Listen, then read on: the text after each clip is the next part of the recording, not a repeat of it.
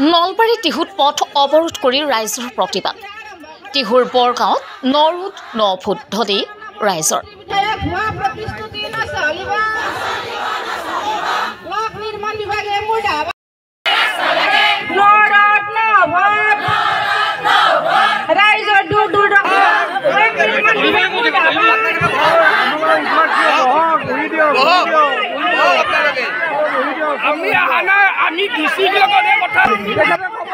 পথৰ পুনৰ নিৰ্মাণৰ দাবীত ৰাইজৰ এই প্ৰতিবাদী কাৰ্যসূচী।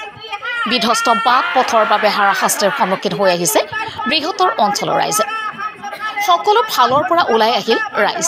দীৰ্ঘদিনীয়া এটা সমস্যা সমাধানৰ দাবীত একত্ৰিত হ'ল টিহুৰ 5খনকৈ গাঁৱৰ গঞা ৰাইজ। পৰিৱৰ্তন শ্লোগান গোৱা বিজেপি চৰকাৰৰ দিনতে দীৰ্ঘদিনে বিধ্বস্ত বাট পথেৰে অহা যোৱা কৰি আহিছে টিহু আখৰা সংযোগী গড়কাপ্তানি পথেৰে অহা প্ৰতিজন পথচাৰীয়ে। মন্ত্ৰী ৰঞ্জিত কুমাৰ দাসৰ পাটাচাৰকুচি বিধানসভা সমষ্টিৰ অন্তৰ্গত এই অঞ্চলটোৰ ৰাইজে আজিলৈ নেদেখিলে উন্নত যাতায়াত ব্যৱস্থা, যাৰ বাবে টিহুৰ বৰগাঁৱত নৰোধ নভূত ধনী ৰাইজৰ। পথৰ পুনৰ নিৰ্মাণৰ দাবীত ৰাইজৰ এই প্ৰতিবাদী কাৰ্যসূচী। বিধ্বস্ত বাট পথৰ বাবে হাৰাশাস্তিৰ সন্মুখীন হৈ আহিছে বৃহত্তৰ অঞ্চলৰ ৰাইজ। আজি 2024 চন যাবৰ হ'ল। আজি আমি এই ৰাস্তাৰে এতিয়ালৈকে আমি এই ৰাস্তাৰে অহা যোৱা কৰি আছোঁ। আমাৰ ইয়াৰে যিমান ষ্টুডেণ্ট আছে, আমাৰ পেচেণ্ট আছে, এইবিলাকে অহা যোৱা কৰিছে এই ৰাস্তাৰে। কিমান এক্সিডেণ্ট হৈছে হিচাপ নাই। ল'ৰা ছোৱালী চাইকেলেৰে এই ৰাস্তাৰে যায়, ই ৰিক্সাৰে যায়, ই ৰিক্সা এখন উল্টি গৈছে। তথাপিতো আজি 24 চনত যদি আমি এই অৱস্থা থাকিব লগা হয়, চৰকাৰেতো কৈ আছে উন্নতি হৈছে। আজি গুৱাহাটীত এনেকুৱা ব্ৰিজৰ ওপৰত ব্ৰিজ বনাই আছে, কিন্তু আমাৰ এই যিটো ৰাস্তা, আমাৰ মেইন ৰাস্তা, আমি যেতিয়া পঢ়ি আছিলোঁ হাইস্কুলত, তেতিয়া এই ৰাস্তাৰে 7খনকৈ গাড়ী চলিছিলে, বাছ চলিছিলে। আমাৰ যিমান টিহু অঞ্চলৰ মানুহ আছিলে এইফালেদি নলবাৰী গৈছিলে, এইফালেদি আমাৰ আধা সময় যাই পাওঁ। আমি 10 মিনিটত আমি নলবাৰী পাওঁ, যিটো সময়ত আমি এতিয়া ঘূৰি যাব লাগিলে আমাৰ আধা ঘণ্টাৰ ওপৰত নলবাৰী যাব লাগে। মন্ত্ৰীৰ সমষ্টি এইটো এটা মন্ত্ৰীৰ সমষ্টি। এইটো ৰঞ্জিত দাস ডাঙৰীয়া দেৱৰ এইটো নিজ সমষ্টি। তেখেতে বহুত কামত আহে ইয়াতে, কোনোবা মৰিলে আহে, কোনোবাৰ বিয়া হ'লে আহে, খবৰ ল'ব আহে। কিন্তু এই ৰাস্তাটো তেখেতে নিজে অহা যোৱা কৰি পৰহি আনকি আহি গৈছে। তেওঁ ইয়াতে পঞ্চায়তত কিবা এটা উদ্যমী, আমাৰ সেইবিলাক নালাগে নহয়, আমাৰ ৰাস্তাটো লাগে। ৰাস্তাটো ইমান ইম্পৰ্টেণ্ট বস্তু, চবৰে এইটো লাভ হ'ব।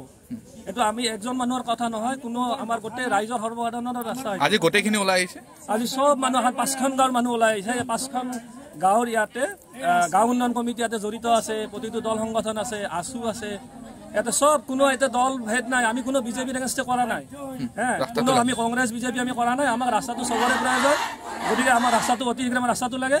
আৰু এই যেতিয়ালৈকে ৰাস্তাটো আমাৰ নহয় তেতিয়ালৈকে ধৰ্ণা চলি থাকিব। আজি শান্তিপূৰ্ণভাৱে কৰিছোঁ, ইয়াৰ পিছত আৰু বেলেগ হ'ব। আমি দিনে নিশাই আমি ইয়াৰ পিছত ধৰ্ণা দিম। আমি ইয়াতে নহয়, আমি ৰাস্তা লাগিলে আমি টিহু টাউনত ধৰ্ণা দিম, আমি লাগিলে নেশ্যনেল হাইৱেও বন্ধ কৰিম।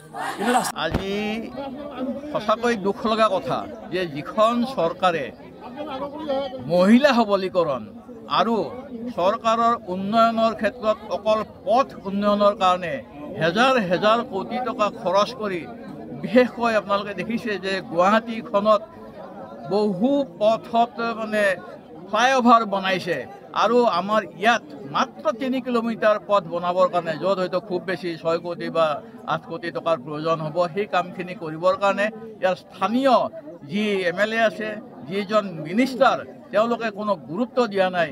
আজি 3 বছৰ নহয়, আজি 10 বছৰ ধৰি এই ৰাস্তাটো এনেকুৱা ধৰণে পৰি আছে। এই ৰাস্তাটোত ল'ৰা ছোৱালী, বহু চিকিৎসাৰ কাৰণে বেমাৰী, গাড়ী মটৰ যাতায়াতৰ সুচল হৈ আছিল এটা সময়ত, কিন্তু আজি বিধ্বস্ত হোৱাৰ কাৰণে ল'ৰা ছোৱালীৰ গাড়ী মটৰ এক্সিডেণ্ট হৈছে, বেমাৰী হৈছে, ঘূণীয়া হৈছে, গাড়ী মটৰ ভাঙিছে এই ৰাস্তাটোত যোৱাৰ কাৰণে। এই কথাবোৰ যদি ইয়াৰ জনপ্ৰতিনিধিজনে চিন্তা কৰি পেলাই ব্যৱস্থা নলয়, আৰু এতিয়ালৈকে লোৱা আমি দেখা নাই, সেইকাৰণে আজি এই প্ৰতিবাদ আমি ইয়াত কৰিব লগা হৈছে। ইয়াত মহিলাসকল ওলাই আহিছে। দুখ লাগে, যিসকল মহিলা সবলীকৰণৰ কাৰণে তেওঁলোকক বিভিন্ন সুবিধা দিয়া বুলি চৰকাৰে প্ৰচাৰ চলাইছে, ঢাকঢোল বজাইছে, সেই মহিলাসকলক আজি আমি পথত আগবঢ়াব লগা হৈছে, প্ৰতিবাদ সাব্যস্ত কৰিব লগা হৈছে যে অতি সোনকালে তেওঁলোকৰ অন্তৰত, তেওঁলোকৰ মনত খুন্দা খাওক যে এই ৰাস্তাটো সোনকালে ভাল কৰি দিয়ে। এইখিনি আখৰা চকলৈকে টিহুৰ পৰা, তো আখৰা চকৰ পৰা টিহুলৈকে কিছু অংশ আগলৈকে শিয়ালমাৰীলৈকে হৈছে। তো শিয়ালমাৰীৰ পৰা এতিয়া অকল আমাৰ টিহুলৈকে এই 3 কিলোমিটাৰ যদি হৈ যায়, নিশ্চয়কৈ 3 কিলোমিটাৰত কেইবা হেজাৰ লোক আছে। বিগত ইলেকশ্যনত এই গোটেই মানুহখিনিয়ে ইয়াৰ যি প্ৰতিনিধি ৰঞ্জিত দাস তেখেতকেই ভোট দিছিল এটাই আশা যে তেখেতেও প্ৰতিশ্ৰুতি দিছিল যে এই ৰাস্তাটো বনাই দিব, কিন্তু আজিলৈকে বনাই দিয়াৰ কোনো আমি আশাই দেখা পোৱা নাই। বিভিন্ন প্ৰতিশ্ৰুতিৰে আমাক মানে অকল বিপথেৰে পৰিচালিত কৰিছে। শুদ্ধ কথা এতিয়ালৈকে আহি পৰা নাই, যিহেতু পথটো হোৱাগৈ নাই। আমি আশা ৰাখিম তেখেতসকলে সোনকালে এই পথটো উন্নয়নৰ ব্যৱস্থা কৰিব। অসম চৰকাৰ দিছপুৰ অসম অৰ্থাৎ আমাৰ অসমৰ মাননীয় মুখ্যমন্ত্ৰীলৈ এই স্মাৰক পত্ৰ পঠোৱাৰ ব্যৱস্থা কৰা হৈছে আৰু মাননীয় নলবাৰী জিলাৰ উপায়ুক্ত মহোদয়ৰ জৰিয়তে এই স্মাৰক পত্ৰখন পঠোৱাৰ ব্যৱস্থা কৰা হৈছে। বিষয়টো হ'ল টিহু আখৰা লোক নিৰ্মাণ পথ শীঘ্ৰে পুনৰ নিৰ্মাণ কৰা সন্দৰ্ভত স্মাৰক পত্ৰ। হয়, বিনীত নিবেদন এই যে টিহু আখৰা লোক নিৰ্মাণ পথটো অতি গুৰুত্বপূৰ্ণ আৰু ব্যস্ত পথ। এই পথেৰে দিনে নিশাই টিহুকে ধৰি কেইবাখনো গাঁৱৰ ৰাইজে যাতায়াত কৰে। দিনে নিশাই হাজাৰ হাজাৰ গাড়ী মটৰ চলাচল কৰে, কিন্তু পথটোৰ টিহুৰ কলিয়াগুৰিৰ পৰা আমেৰিকা চুকলৈ প্ৰায় 3 কিলোমিটাৰ পথত প্ৰকাণ্ড প্ৰকাণ্ড গাঁতৰ সৃষ্টি হৈ যাতায়াতৰ বাবে অচল হৈ পৰিছে। পথটোৰ দুৰৱস্থাৰ বাবে প্ৰায়ে বাইক চাইকেল আৰোহী আদি দুৰ্ঘটনাত পতিত হয়। স্কুল কলেজলৈ অহা যোৱা কৰা ছাত্ৰ ছাত্ৰীসকলে দুৰ্ভোগ ভুগিবলগীয়া হৈছে। বছৰ বছৰ ধৰি লোক নিৰ্মাণ বিভাগে উন্নয়নৰ কোনো ব্যৱস্থা নকৰাৰ ফলতেই পথছোৱা সম্পূৰ্ণৰূপে বিধ্বস্ত হৈ পৰিছে।